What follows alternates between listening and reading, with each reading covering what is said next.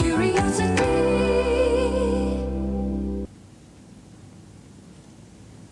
In Australia, Christmas comes in the middle of summer. Even so, we keep sending each other snowy Christmas cards and have frosty decorations on the windows. Ever wondered how they do these? Well, come with me, because it's a kitchen job.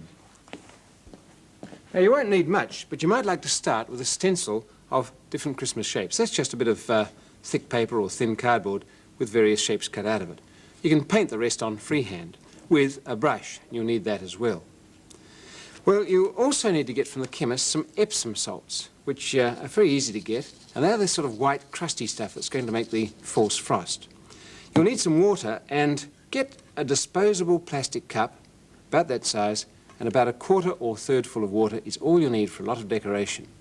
And you get a saucepan, and you tip that water into the saucepan and shove it on the stove.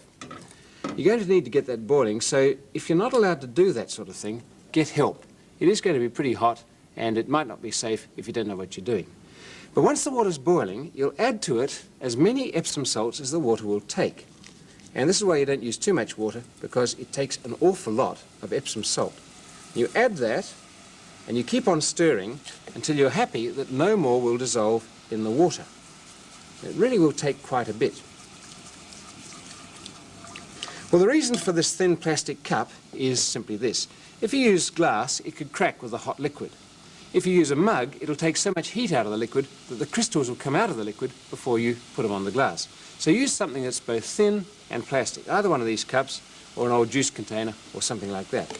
But once the water is boiling and it won't take any more crystals, at least it won't dissolve any more crystals, you can lift it up, pour it into the cup, and you'll see you've got a milky liquid, and that's really rich in crystals.